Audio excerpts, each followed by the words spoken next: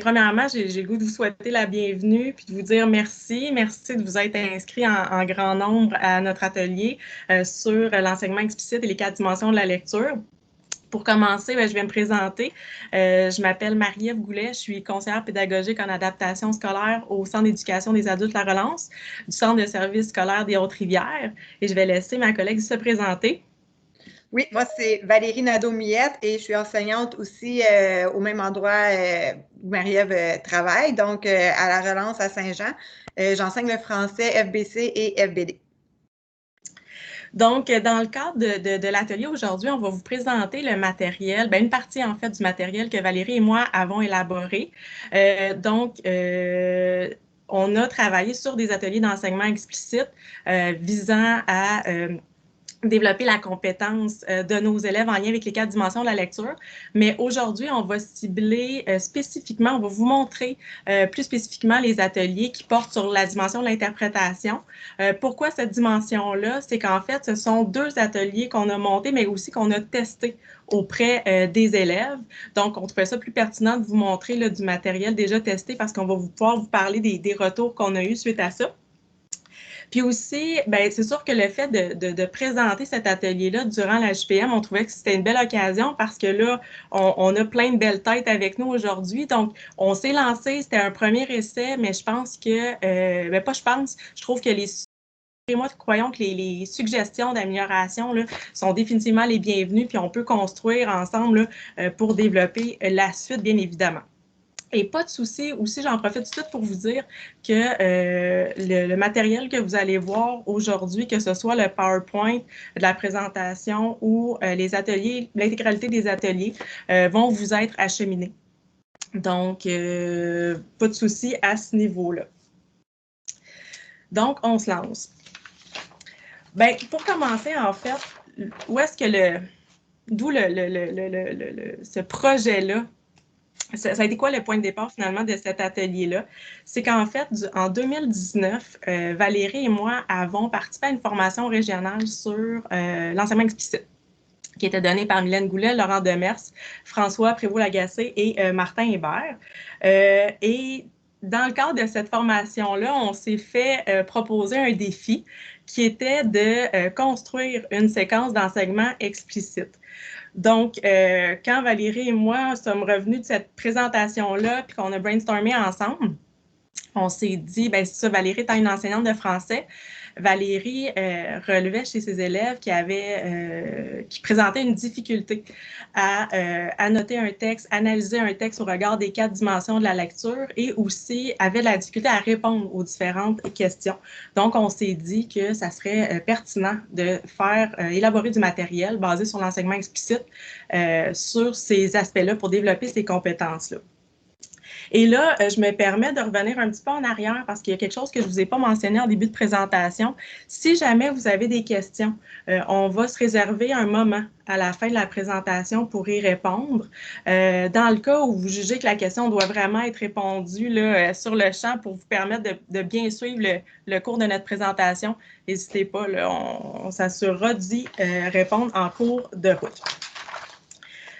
Donc, pour poursuivre, en fait, avant d'aller dans le vif du sujet puis vous montrer les ateliers qu'on a construits, qu'on a élaborés, je pense que c'est important de faire une parenthèse sur ce qu'est l'enseignement explicite pour bien comprendre là, la séquence, les étapes qu'on a parcourues, qu'on a suivies finalement.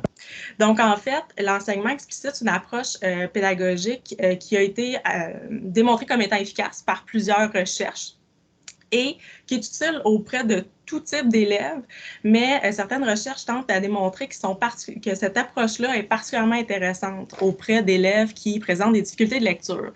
Donc, c'est sûr que quand on parle de travailler les 4 dimensions de la lecture, avec une approche basée sur l'enseignement explicite, c'est sûr qu'on fait le lien rapidement et qu'on se dit, je pense qu'on est on tient quelque chose, on tient une belle ligne directrice à ce moment-là. Et une séquence d'enseignement explicite, en fait, c'est une série d'étapes qui sont vraiment, vous allez voir tantôt, là, je vais vous présenter dans le PowerPoint la séquence des étapes à suivre, mais c'est vraiment une série d'étapes qui sont en séquence et qui sont interreliées, donc qui sont intégrées les unes par rapport aux autres. Donc, tout de suite, je vais me rendre justement à cette série d'étapes-là, si je peux dire. Donc, la première partie, quand on développe une séquence d'enseignement explicite, la première étape, c'est l'étape de la réactivation des connaissances. Donc, à cette étape-là, c'est là où on présente aux élèves qu'est-ce qui va être travaillé durant la séquence d'enseignement. Donc, quelle va être la stratégie qui va être enseignée, quelle va être la compétence ciblée. Donc, dans le cas d'un de nos ateliers, c'était la compétence à annoter et analyser un texte pour répondre à une question d'interprétation. Et c'est là aussi qu'on va expliquer aux élèves pourquoi on travaille cette stratégie-là, en quoi cette stratégie-là peut être utile là, dans la vie de tous les jours. Donc, là, je vois une question. Est-ce qu'on peut avoir le lien de la présentation PowerPoint? Oui, tout à fait. Là, à la fin de l'atelier, suite à l'atelier, la présentation vous sera diffusée. Donc, j'ai juste perdu mes mots, je reviens. Et aussi, bon, évidemment, on parle que c'est la réactivation des connaissances, donc c'est important à cette de réactiver les connaissances des élèves, donc de voir qu'est-ce qu'ils connaissent en lien avec la stratégie ou la compétence ciblée. Donc, dans ce cas-ci, qu'est-ce qu'ils connaissent en lien avec l'interprétation, que veut dire interpréter un texte. Par la suite, c'est le modelage ou modélisation où l'enseignant fait la démonstration de la stratégie ou de la compétence qui est enseignée. Ce qui n'est pas si évident, cette étape-là. Pourquoi c'est pas si évident? Ben, de un, pour capter l'attention des élèves, il faut viser un modelage qui est 10 minutes maximum parce qu'on ne veut pas placer nos élèves en surcharge mentale. Donc, on veut que ça soit bref, concis, clair. Et l'autre chose, quand on parle de modelage, on n'est pas dans un enseignement ou une capsule magistrale théorique, pas du tout. Dans le fond, le rôle de l'enseignant, c'est de mettre un haut-parleur sur sa pensée pour vraiment qu'il illustre, mette en action la stratégie ou la compétence enseignée. Donc, c'est vraiment là, il utilise ces stratégies, par exemple, de lecture, où il démontre comment annoter un texte pour que les élèves sachent exactement comment procéder. Et le défi aussi dans le modelage, c'est de parler justement au jeu pour clairement démontrer comment nous, on fonctionne, comme dans ce cas-ci, comme lecteur expert, pour répondre à une question d'interprétation puis comment annoter un texte. Par la suite vient la pratique guidée. Donc, la pratique guidée, c'est là où les élèves sont mis à contribution, on les place dans l'action et c'est là qu'ils vont mettre en pratique la stratégie ou la compétence enseignée. Et à ce moment-là, l'enseignant, ce qui est très, très important, c'est que l'enseignante va fournir de la rétroaction immédiate à l'élève sur ce qu'il a fait ou sur ce qu'il n'a pas fait. Puis le but de ça, en fait, c'est de ne pas cristalliser des erreurs. Donc, c'est là que les élèves se mettent en pratique. Par la suite vient la pratique autonome ou collective. C'est parce que, pourquoi autonome ou collective? C'est qu'on a un choix. Soit les élèves peuvent mettre en pratique leur nouvelle habileté de façon seule ou en petite équipe ou en grand groupe. Ça reste un choix de l'enseignant. Et c'est là, ça c'est une belle occasion dans le fond, cette étape-là, de voir lorsque l'élève est laissé plus seul à lui-même, est-ce qu'il a des difficultés? Donc, c'est une belle occasion là, de cibler, là, de faire le tour de la classe puis de voir quel élève a peut-être plus de difficultés à transférer les nouveaux apprentissages versus les autres qui vont bien. Et par la suite vient le retour réflexif, qu'on appelle aussi l'objectivation. Dans le fond, cette étape-là, c'est de faire une synthèse de l'atelier, de la séquence qu'on vient de voir. Qu'est-ce que les élèves retiennent, de quelle façon ils vont pouvoir réinvestir les apprentissages qu'ils ont vus. Donc, autrement dit, c'est vraiment comme un questionnement métacognitif qui se passe avec les élèves. Puis c'est une belle occasion aussi des fois de fournir un aide-mémoire, une infographie peut-être synthèse qui illustre la stratégie qu'on a enseignée. Donc, pourquoi l'enseignement explicite? Donc, pourquoi c'est intéressant? Bien, on l'a vu, c'est démontré comme étant efficace, mais aussi c'est une façon de donner du sens aux apprentissages puis de changer les perceptions. Là, vous voyez entre parenthèses apprentissage versus examen, parce qu'on veut amener les élèves à aller au-delà de la mécanique de réponse. On ne veut pas que les élèves tombent dans un... Tu sais, Valérie et moi, quand on s'en parlait, on se disait, on ne veut pas que l'élève voit la réponse d'interprétation ou la compétence à interpréter un texte comme une compétence qui sera utile seulement dans le cycle, par exemple, 3101, puis il ne sera pas, alors que c'est hyper utile dans la vie de tous les jours, là. Donc, on considérait là, que c'était intéressant dans ce sens-là. Puis aussi, permettre aux élèves d'être plus autonomes, certainement, parce que là, dans le fond, on leur enseigne des stratégies, on leur montre comment faire. Donc, ça leur donne à quelque part des stratégies de dépannage, des repères pour être plus habiles à répondre à ce genre de questions-là. Je réfère toujours à la question d'interprétation parce que, en fait, c'est l'atelier qu'on vous montre aujourd'hui, mais c'est aussi vrai pour les ateliers portant sur la compréhension, comme cerner le contenu ou le point de vue, par exemple. Puis aussi, bien, consolider les bases, meilleure réussite, parce qu'on s'entend, là, les 4 dimensions de lecture, c'est des compétences qui sont nécessaires là, tout au long de la FBD.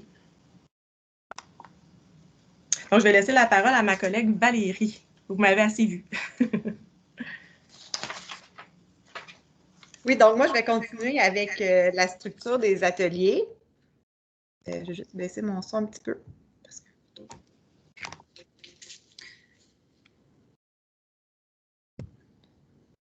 Donc, premièrement, le choix du texte, on a choisi d'utiliser une biographie parce que pour nous, ça faisait du sens. Dans ma classe l'année dernière, j'avais des élèves de secondaire 1, 2 et 3. Donc, je trouvais que leur arrivée en FBD était quand même difficile parce que la façon de répondre aux questions, c'est vraiment différent.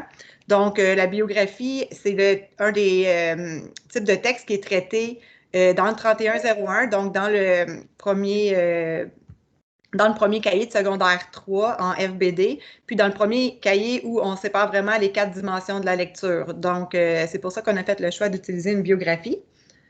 Ensuite, quand on a pensé à développer nos ateliers, on s'est dit, comme en enseignement explicite, c'est important de travailler une seule stratégie à la fois pour que l'élève l'intègre bien.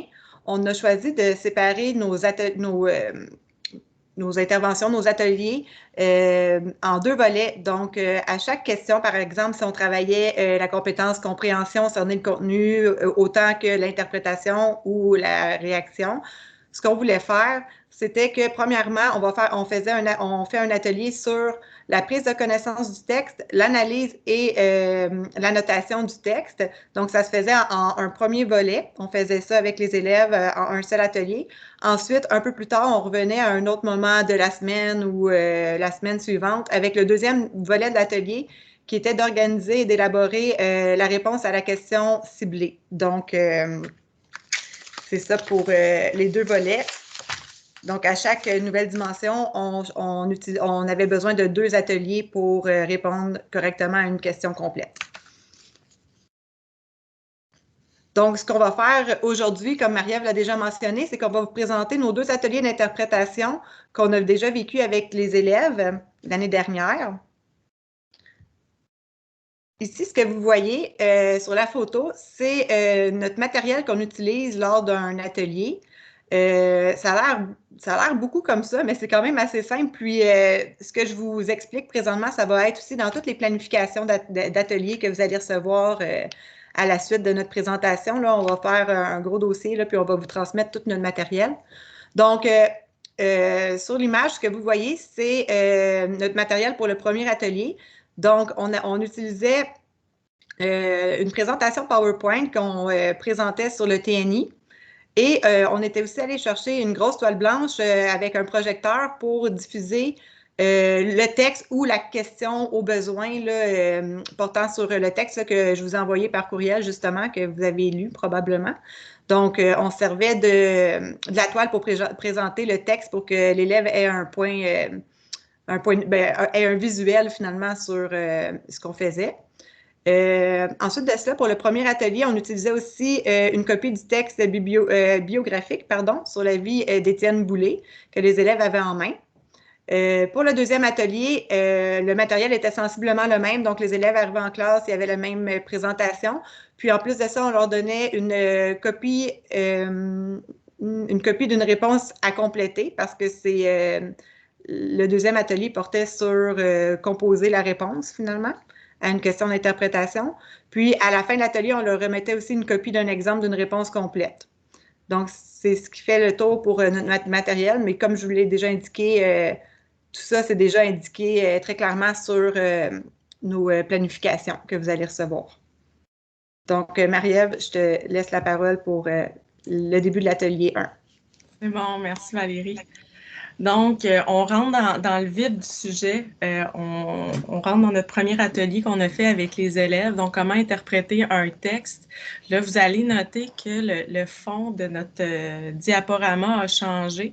Donc, quand vous voyez le fond avec des lattes en bois, là, un plancher de lattes, ça veut dire que c'est tiré directement du matériel qu'on a utilisé là, avec les élèves. Donc, c'est le diaporama qu'on a projeté aux élèves.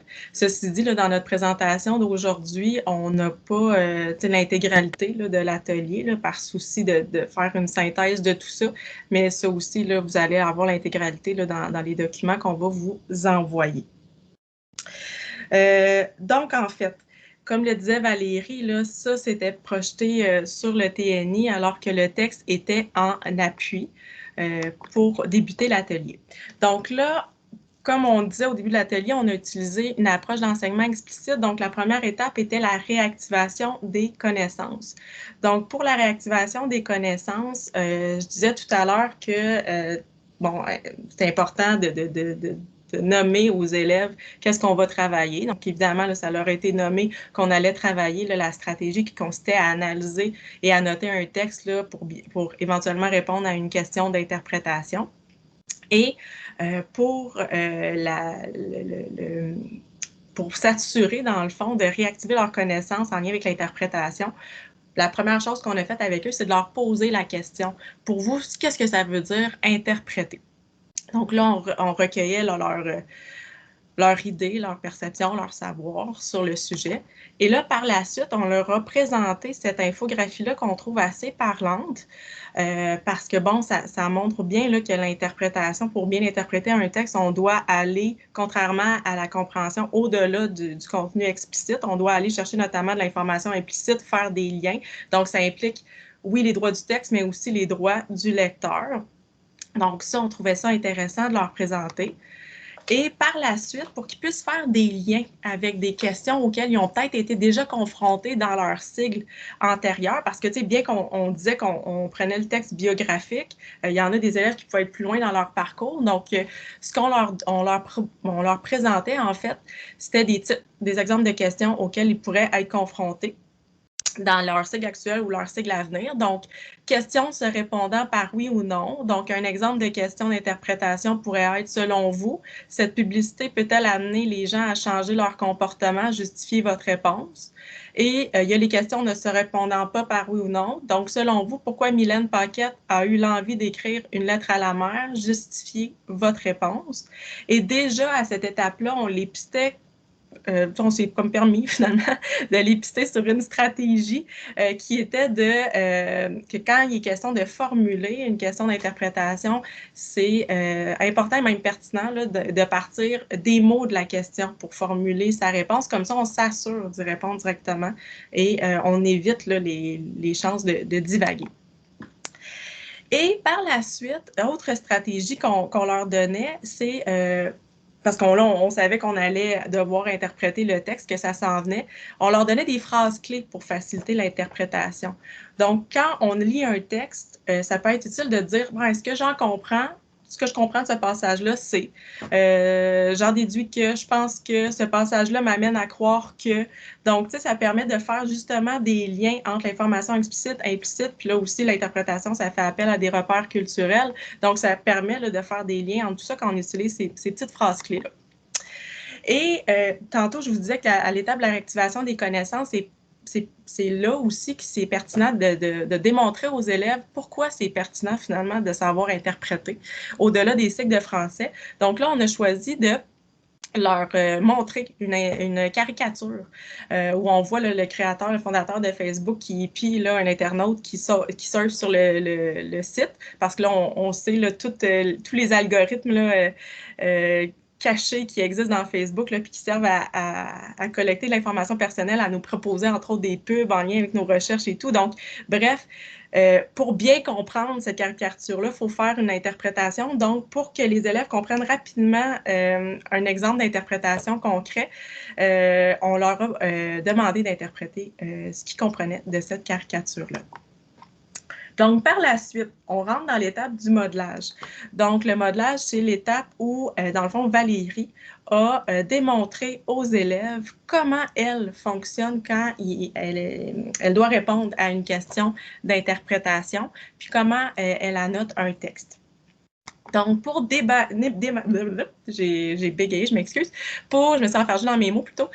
Pour démarrer cette étape-là, en fait, ce qu'on a fait, c'est qu'on a lu la question avec les élèves, la question d'interprétation. Donc, dans ce cas-ci, comme vous le savez, là, on vous avait envoyé le texte biographique qu'on a utilisé sur la vie d'Étienne Boulay. Donc, la question était, selon vous, pourquoi Étienne Boulay a finalement accepté qu'on écrive une biographie sur lui? Justifiez votre réponse en mettant en lien les éléments explicites et implicites du texte et vos repères culturels. Et là, on demandait aux élèves de lire le premier paragraphe, puisque c'est ce paragraphe-là qui allait être fait en modelage. Et on demandait aux élèves de rien écrire sur leur texte, de ne pas prendre de notes, mettre les cellulaires de côté, parce que là, on voulait s'assurer d'avoir leur entière concentration. Donc là, question de visualiser concrètement à quoi peut ressembler un modelage. Valérie et moi avons fait une petite vidéo que vous allez pouvoir consulter là, dans quelques instants. En fait, c'est justement, c'est pas le modelage là, intégral, là, original là, qu'on a fait avec les élèves parce qu'on ne l'avait pas filmé à ce moment-là. On l'a fait après coup. Donc, l'objectif de ça, dans le fond, c'est vous montrer comment Valérie fonctionne durant le modelage. Donc, vous allez voir qu'elle utilise le jeu, qu'elle ne tombe pas dans une capsule théorique là, sur la notation et les stratégies. Donc, elle montre vraiment comment elle fonctionne pour répondre à la question. Donc, qu'est-ce qui se passe dans sa tête. Elle va même verbaliser qu'elle met un haut-parleur sur sa pensée. Puis vous allez voir aussi la durée, donc c'est moins de 10 minutes. C'est sûr que nous, on avait ciblé des passages particuliers dans ce texte-là, mais on s'entend que il y aurait d'autres passages qui auraient pu être sortis. Là. Ça, il y a une certaine latitude qui existe à ce niveau-là parce qu'on sait qu'interpréter peut mener à plusieurs réponses. Alors, pour y avoir accès, ce que je vais faire, c'est que je vais vous donner accès à la présentation à ce moment-ci. Donc, individuellement, vous allez pouvoir cliquer sur Play pour pouvoir avoir accès à la vidéo.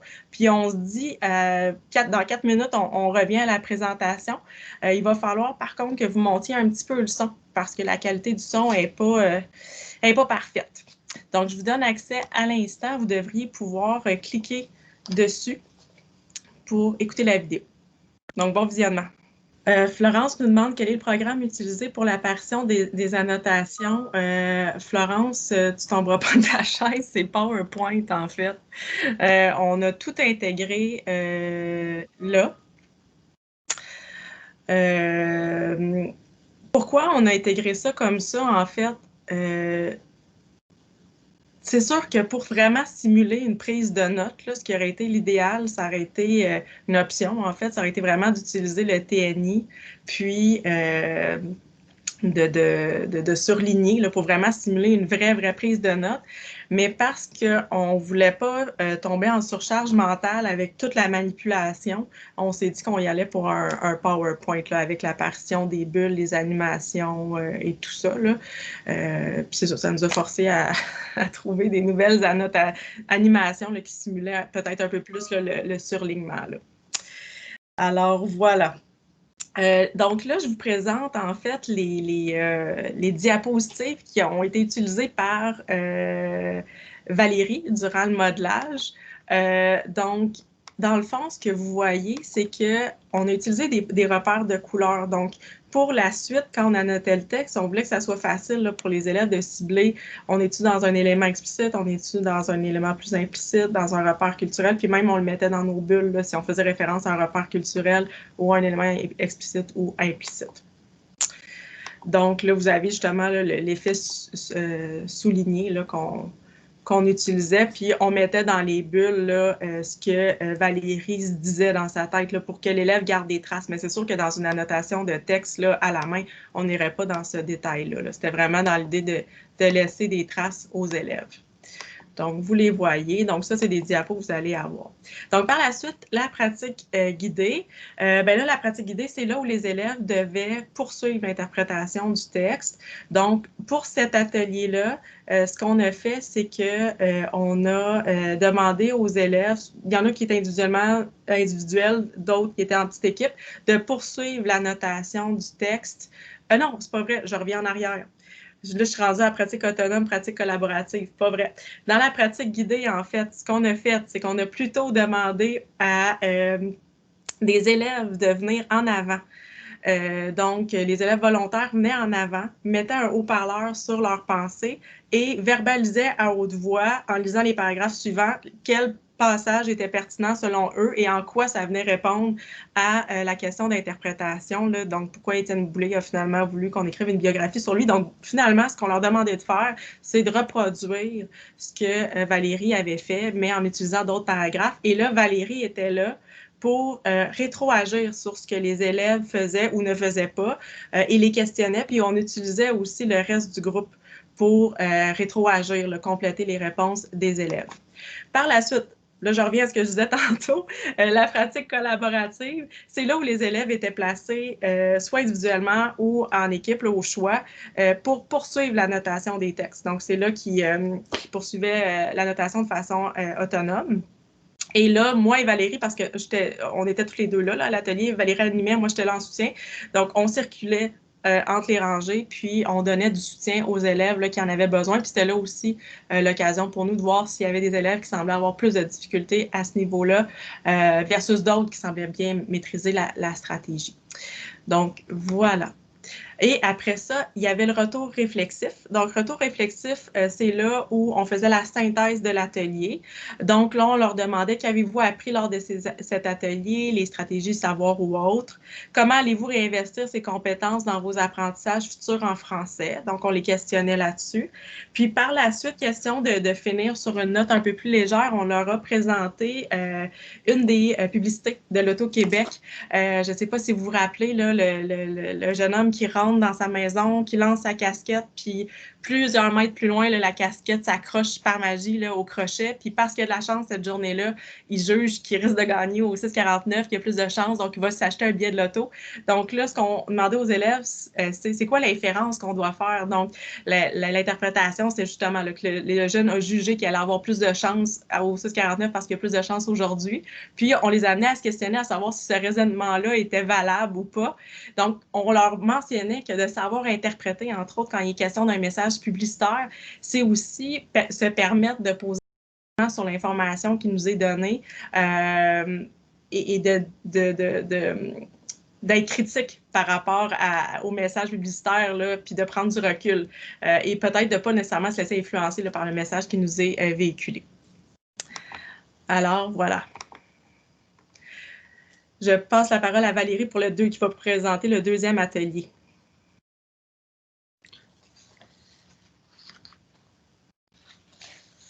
Oui, bon, je vais prendre le contrôle. Et bon, le deuxième atelier, vous allez voir, je vais le passer un peu plus rapidement parce qu'il y a des étapes qui sont revenues d'un atelier à l'autre, en grande partie parce que quand on arrivait au deuxième atelier, vous savez, dans nos classes, souvent les élèves, on n'a pas un groupe fixe, donc les élèves viennent, repartent, on n'a jamais exactement les mêmes groupes. Donc, lors du deuxième atelier, on se permettait souvent de réutiliser des informations qu'on avait déjà données dans le premier atelier. Donc, j'y vais. Dans le deuxième atelier qui était ici, c'était formuler une réponse d'interprétation. Donc, on voulait se servir de la notation qu'on avait faite lors du premier atelier pour aller développer la réponse. Pour commencer, la réactivation des connaissances. Donc, on veut revenir sur leurs connaissances antérieures encore une fois. On n'a rien fait de nouveau, on est resté avec la même question. On leur demandait encore une fois qu'est-ce qu'était l'interprétation. Par contre, on utilisait un autre moyen. Ici, on est allé avec les nuages de mots qu'on peut créer avec Mentimeter. Je ne sais pas si je le dis correctement. Donc, sur ce site-là, on peut créer une question, puis envoyer un lien. C'est lien numérique, là, je pourrais dire, que les élèves entrent dans leur téléphone, puis ils ont la question et ils ont seulement 3 choix à nous donner pour répondre ils doivent nous donner, pardon, trois réponses à cette question-là. Donc, qu'est-ce que l'interprétation? Soit un mot ou un court énoncé. Donc, les élèves ont répondu à cette question-là. Puis, ce que vous voyez à l'écran, c'est les réponses qu'on a reçues de leur part. Donc, une fois que ça a été fait, c'est sûr que c'est pas parfait, mais on utilisait quand même, il y avait des éléments intéressants. J'en déduis que les rentrer les lignes, comprendre, ensuite, on avait plusieurs perceptions et tout ça. Donc, on est parti de leurs idées pour créer un peu une définition de l'interprétation pour que ça fasse du sens pour eux. Donc, ça, c'est pour notre réactivation des connaissances. Ensuite, rien de nouveau ici. On est revenu avec des exemples de questions d'interprétation. Donc, la principale raison pour laquelle on a fait ça, c'est que justement, on avait des élèves différents d'un atelier à l'autre. Donc, ici, on revenait avec les questions d'interprétation qui pouvaient se répondre par oui ou non, des questions qui ne se répondent pas par oui ou non. Et encore une fois, on leur mentionnait que ça pouvait être très pertinent de partir de la question pour commencer la formulation de leur réponse. Une fois de plus encore, on leur montrait ici des phrases clés pour aller plus vers les éléments implicites. En fait, lorsqu'ils parlent d'un élément explicite, pour aller plus loin, c'est des tournures de phrases qu'on leur suggérait d'utiliser. C'est intéressant de les présenter dans ce deuxième atelier, surtout parce qu'ici, ils devaient formuler la réponse, donc ça allait leur servir concrètement. Là, ils allaient devoir les utiliser dans cet atelier-là. Encore une fois, ce qu'on va faire, c'est que on va vous présenter l'atelier. En fait, le modelage que j'ai fait avec les élèves, en fait, c'est plutôt une simulation de modelage que j'ai fait avec les élèves, en fait, parce que les élèves n'étaient pas présents. Mais ça va vous montrer de quelle façon je travaillais avec eux la formulation de la réponse du texte. Donc, ici, une fois de plus, on va vous demander de regarder la vidéo. Je crois qu'elle est un petit peu moins longue que la dernière, mais on pourrait se dire encore une fois un petit 4 minutes, puis après, on revient ensemble. Donc, Marie-Ève, est-ce que c'est toi qui l'as... Oui? OK. Donc, je pense que vous allez pouvoir partir la vidéo de votre côté. On vous laisse un 4 minutes. Oui, vous devriez avoir accès. Désolée, mon son n'était pas ouvert. Parfait, merci Marie-Ève.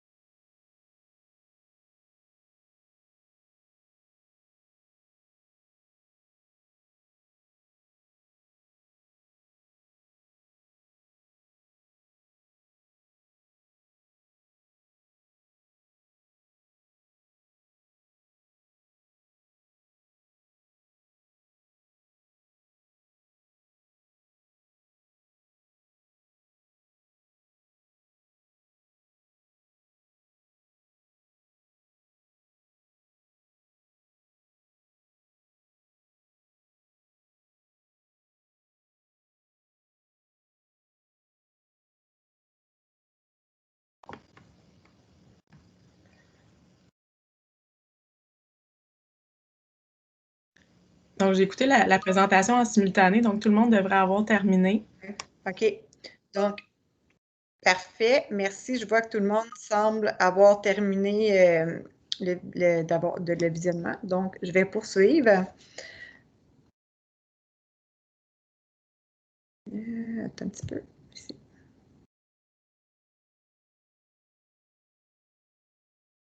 OK. Donc, ce que je vous montre une fois de plus, c'est les diapositives qu'on présentait aux élèves. Je ne sais pas si vous avez remarqué, Maria, peut-être que tu l'as dit, mais que ça m'a échappé pendant ta présentation. Ici, ce qu'on a utilisé, c'est qu'on est vraiment allé on est allé faire des captures d'écran de nos documents Word parce que on trouvait que c'était important que les élèves aient le même visuel que qu'est-ce qu'il y avait sur leur feuille à eux. Au départ, on utilisait, on avait rentré toutes nos questions et tout ça sur le PowerPoint, mais on s'est dit que ça devenait plus concret pour eux d'utiliser aussi un peu le même matériel qu'il y avait entre les mains. Donc, c'est pour ça que c'est vraiment, vous voyez là, la page blanche, l'écriture, on a gardé ça simple comme ça. Donc, je continue. Donc, c'est vraiment le même visuel que vous avez. Encore une fois, vous pouvez voir qu'on a réutilisé les bulles de couleurs, les mêmes couleurs qu'on avait dans le premier atelier pour faire référence aux informations implicites, les repères culturels ici, les éléments explicites. Donc, et voilà, ça, c'est nos annotations. Ensuite, pendant la pratique guidée, ce qu'on a fait pour cet atelier-là, c'est qu'on a demandé aux élèves de rester à leur place, puis on est allé plutôt avec les volontaires, puis on leur a demandé de lever la main pour essayer de poursuivre la réponse d'interprétation. Ce qu'on trouvait intéressant ici, c'était de leur rementionner les 3 aspects traités dans le texte. Durant mon modelage, je leur avais déjà présenté une bonne partie de la carrière sportive d'Étienne Boulay. Donc, on les invitait à aller parler peut-être d'un autre aspect qui était mentionné dans le texte. Donc, les élèves restaient à leur place. Ce qu'ils faisaient, c'est qu'ils levaient la main. Moi, je les questionnais je faisais un peu une rétroaction avec eux, encore une fois, pour voir pour valider avec eux si c'était un bon élément d'interprétation. Puis pendant que l'élève me nommait ces éléments de réponse, Marie-Ève, elle était à l'ordinateur, puis elle tapait la réponse que l'élève me donnait pour poursuivre, en fait, poursuivre la réponse que j'avais commencée sur le TNI. Donc, tous les élèves pouvaient y avoir accès à la suite de la réponse. C'était notre pratique guidée. Ensuite, pour la pratique collaborative, encore une fois, ce qu'on a demandé aux élèves, c'était de se mettre en équipe de 2 pour la plupart, pour continuer la réponse. On leur donnait en fait le début de la réponse que vous avez vue lors de mon modelage, puis on leur demandait soit de poursuivre cette réponse ou de la recommencer finalement du début, parce qu'on s'entend que lorsqu'on répond à une question d'interprétation, il y a vraiment plusieurs réponses possibles, même si on doit rester quand même près des informations du texte. Donc, si les élèves, ça les bloquait, mon début de réponse, ils pouvaient vraiment recommencer au début et formuler leur réponse à leur manière. Il n'y avait pas de problème. Puis pour faire ça, ce qu'on a fait aussi pour leur faciliter la vie, puis en prenant aussi en considération le fait qu'on n'avait pas toujours les mêmes élèves lors du premier et du deuxième atelier, c'est qu'on leur a remis un texte à noter qui est... Donc, c'est toutes les notes qu'on avait prises lors du premier atelier, finalement. Donc, les élèves qui n'avaient pas participé à la notation du texte, il y avait déjà un peu un clé en main pour poursuivre leur réponse.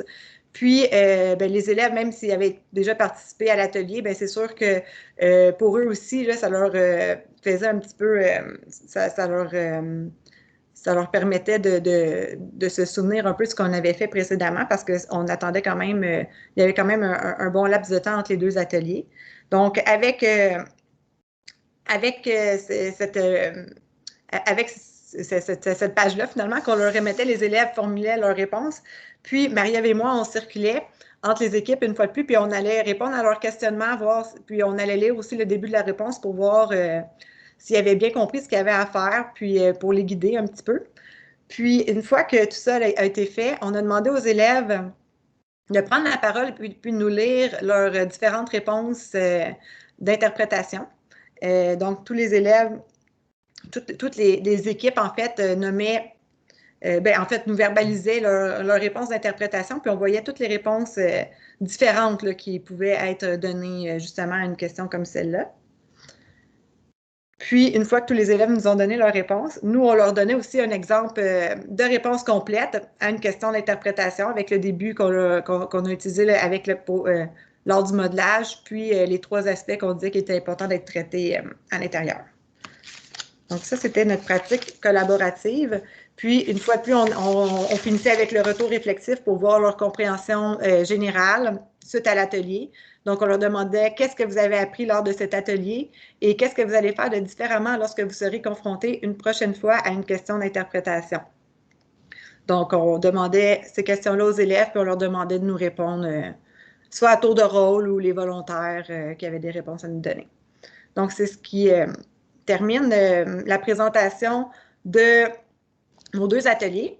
On va poursuivre avec les retombées positives. On va faire ça quand même vite parce que je vois le temps filer, puis on veut vous laisser aussi une période pour, si vous avez des questions, pour qu'on ait le temps d'y répondre.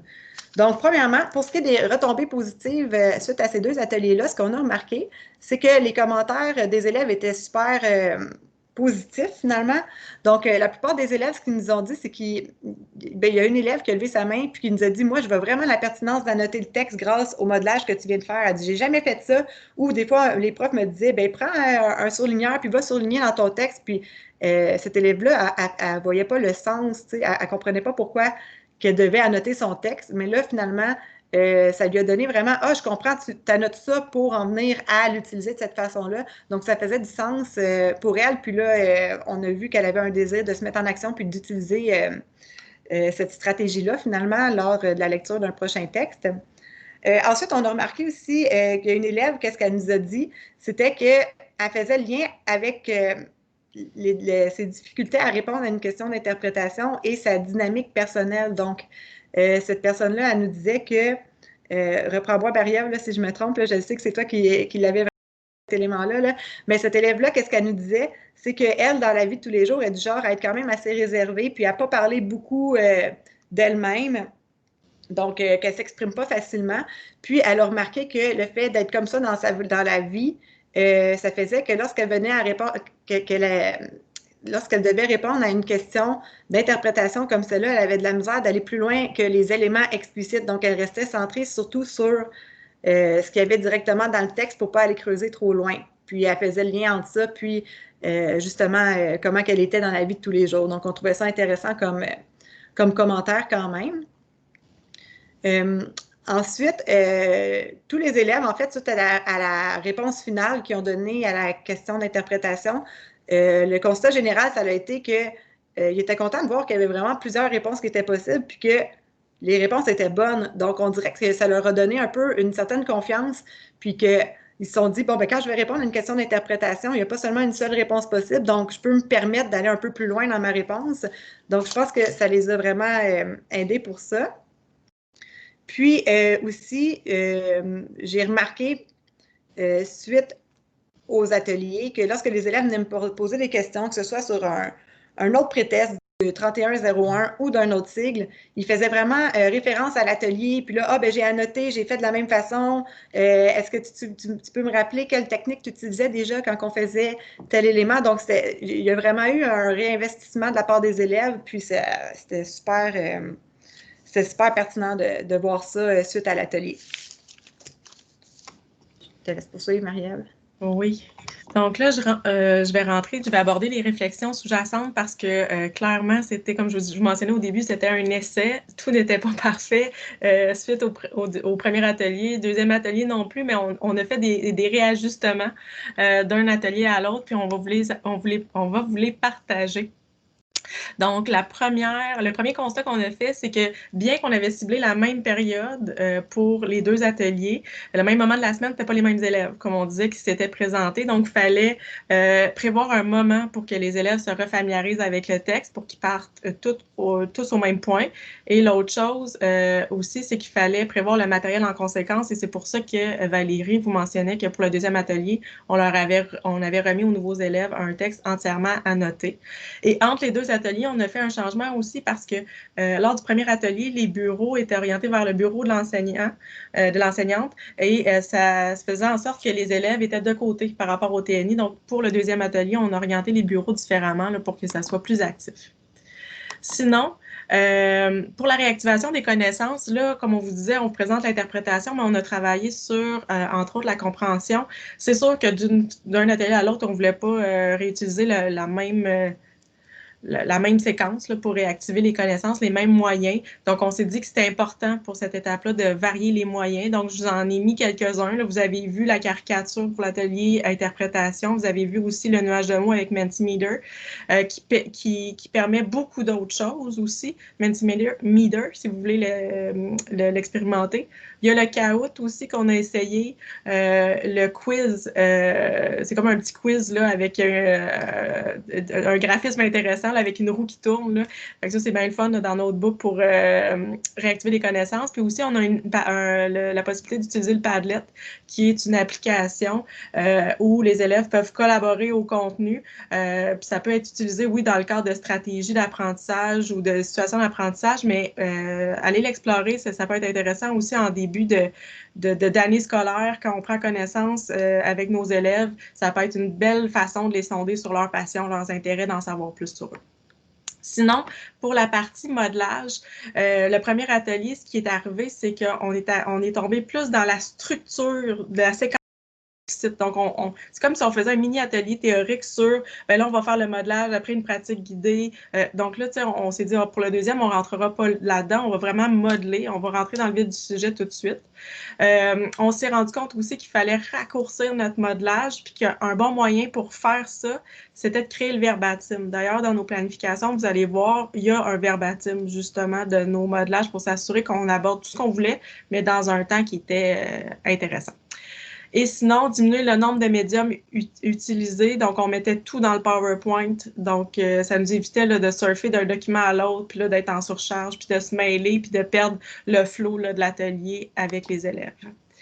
Sinon, nos autres réflexions pour la pratique guidée, on a trouvé que c'était plus gagnant de faire participer les élèves ensemble à leur place plutôt que de demander aux élèves volontaires de venir en avant parce que c'était plus dynamique. Puis aussi, ça ne mettait pas d'élèves sur la sellette parce qu'on s'est rendu compte qu'on avait peu de volontaires.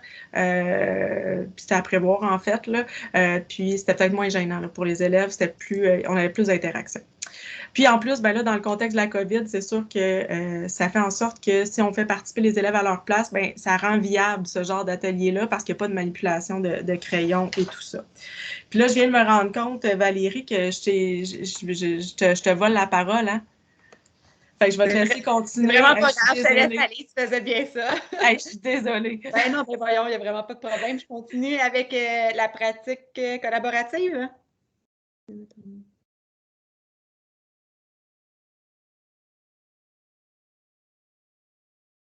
OK. Donc, pour ce qui est de la pratique collaborative, nos réflexions qu'on a eues suite à ça, c'était que de remettre le texte à noter aux élèves, c'était vraiment gagnant parce que ça facilitait l'élaboration de leurs réponses. Aussi, ce qu'on se dit, c'est que là, présentement, c'est sûr que nous, ce qu'on a utilisé, c'est de la pratique collaborative, mais présentement, ce qui serait le plus logique de faire, c'est une pratique autonome, donc les élèves un par un, puis en même temps, ça ferait une belle adaptation pour en contexte de COVID, là, justement. Puis ce qu'on peut faire à ce moment-là en pratique autonome, c'est qu'on peut quand même se promener puis aller valider si ce que les élèves font, ça a du sens. Ensuite, ce qui nous reste, en fait, là, on a déjà commencé à développer des ateliers de compréhension. On a développé 2 ateliers pour cerner le contenu, donc encore là, annoter le texte et commencer l'élaboration de la réponse. On le fait aussi pour le point de vue. C'est sûr que nous, ce qu'on voudrait éventuellement, c'est poursuivre avec la réaction, le jugement critique. Donc, ce qu'on trouve pertinent de nos ateliers, c'est toujours partir du même texte. Comme ça, on peut voir vraiment toutes les... on peut vraiment différencier les différentes dimensions de la lecture avec les élèves. Donc, c'est ce qui... puis après, c'est ça, on peut vraiment aller voir qu'est-ce qu'ils ont appris comparativement à ce qu'ils connaissaient avant. Donc, ça serait la fin pour nous. On serait rendu à la période de questions. Il ne reste pas beaucoup de temps, mais si vous avez des questions, on peut les prendre soit dans le clavardage ou avec les mains levées.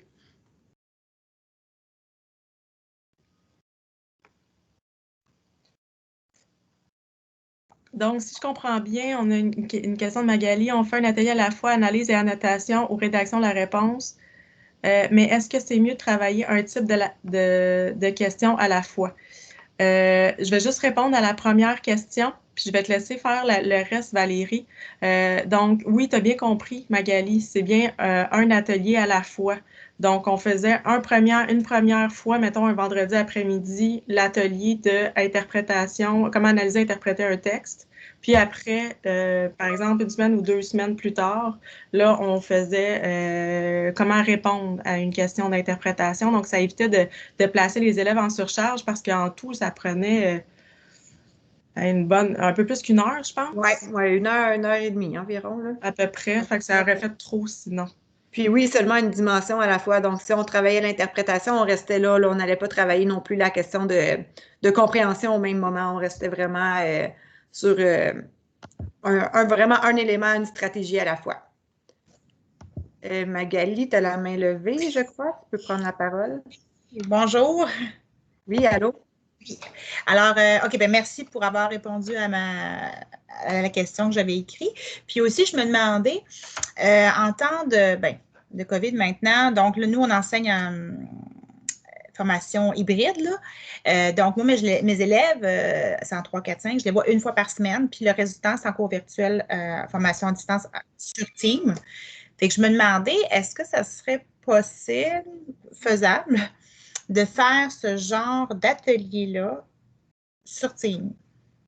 Moi, je pense que oui, en fait, parce que nous, quand on va vous envoyer notre matériel, c'est un PowerPoint. Donc, c'est sûr que là, il faudrait que l'élève pourrait remettre le matériel à l'élève à l'avance, peut-être par courriel ou bien dans le partage de documents sur Teams.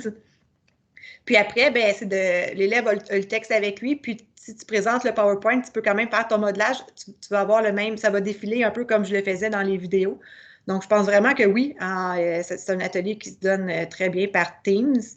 Le PowerPoint, je vais faire par partage d'écran pour leur montrer, c'est ça? Oui, pour le modelage, ça va bien. C'est sûr que quand vient le temps de faire la pratique autonome, c'est peut-être plus difficile d'aller valider la compréhension de chacun, mais peut-être qu'à ce moment-là, tu peux le faire en allant, si les élèves ont des questions, ils peuvent t'envoyer une question dans une discussion là, en dehors du groupe. Puis quand s'il formule, par exemple, s'il est en train de formuler la réponse, mais peut-être que tu peux faire quand même un retour là, avec l'élève suite à sa réponse. Là. Je pense que oui, ça peut être super pertinent de le faire à distance. En petit groupe aussi, là, pas nécessairement tous les élèves en même temps, mais ça. en prendre 2, 3, là, tu commences avec. Oui, puis c'est ça, quand tu réponds à un élève, ça peut servir aux autres. Oui, c'est vraiment. Je pense que ça serait bien. Oui, puis pour faire. Oups. Pour s'adapter, c'est ça, on n'a pas le choix. C'est ça. Ouais, c'est ça. Tout à fait. Puis pour faire du pouce sur ce que tu dis aussi, Magali, tu sais, là, on vous présente la structure qu'on a choisie. Là, on l'a fait en groupe et tout. Déjà, tu proposes une alternative intéressante là, de le faire via Teams. Puis sachez aussi qu'il est possible de prendre l'idée de cet atelier-là, les grands concepts d'enseignement explicite pour travailler en individuel avec l'élève, parce que je pense entre autres avec une enseignante de français, elle avait un élève TSA qui avait particulièrement de la difficulté à répondre à une question de réaction en 52-01. Donc là, ce qu'on a décidé de faire, l'enseignante et moi, c'est qu'elle a pris des exemples de textes d'élèves qui ont été réalisés en situation d'apprentissage en français 52-02. Donc, on restait dans la dominante argumentative et elle utilisait ces textes-là pour modeler comment elle répond à une question de réaction en utilisant, par exemple, les premiers paragraphes du texte. Après, pratique guidée tout de suite avec l'élève où il faisait le paragraphe suivant. Après, retourner à sa place, pratique autonome. Puis, par la suite, elle travaillait de la même façon là, la réponse. Donc, tu sais, il y a vraiment façon de... C'est une flexibilité là, qui existe. Là. Oui, c'est effectivement. Donc, ça par distance, puis même, comme tu dis, en grand groupe ou individuel ou en petit groupe. Là, fait qu'on peut le faire de plusieurs façons selon ce qu'on veut faire. Là. Okay. Exact, c'est ça. Okay. Il y a place à la créativité. Oui, c'est bon. Ben, je vous remercie beaucoup. C'était super intéressant parce que c'est vrai que c'est pas des... Comment je peux dire ça? Ils ont beaucoup de difficultés avec ce genre de oui. c'est ça. Travail-là. Donc, ça va nous aider à mieux les aider. Merci, Magali. Merci. Je ne sais pas s'il y a d'autres questions.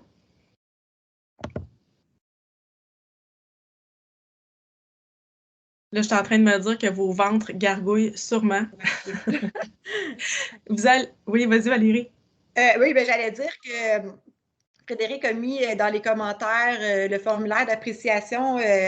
Ça serait gentil de le remplir si vous voulez prendre le temps de le faire. Puis sinon, mais je vous remercie d'avoir été là en si grand nombre puis de nous avoir écoutés. Oui, puis moi, j'ai le goût de vous dire, on vous a laissé nos adresses courriels, donc n'hésitez pas à nous écrire. Ben oui, vous allez remplir le formulaire d'évaluation, mais au-delà de ça, si vous avez des questions quand il est le temps de l'expérimenter ou si vous avez des suggestions pour bonifier cet atelier-là, parce que comme on vous dit, on a fait seulement un premier tour de roue avec nos élèves, là, donc ça va être à retravailler, à peaufiner. Mais si vous avez des suggestions, n'hésitez pas à nous écrire un courriel. Là, ça va nous faire vraiment, mais vraiment plaisir de vous lire. Là, surtout qu'on était beaucoup aujourd'hui. Donc, vos têtes vont nous être... ça va être aidant. On pourra adapter nos ateliers puis remettre les versions à jour éventuellement. Là. Voilà. Bien, donc, sur ce, ben, s'il n'y a pas d'autres questions, ben, je vous souhaite une excellente fin de journée puis un gros merci pour... d'avoir assisté à notre atelier. Là, on était content de pouvoir vous accueillir. On était content de pouvoir vous accueillir aujourd'hui. Oui, merci. Bon après-midi tout le monde.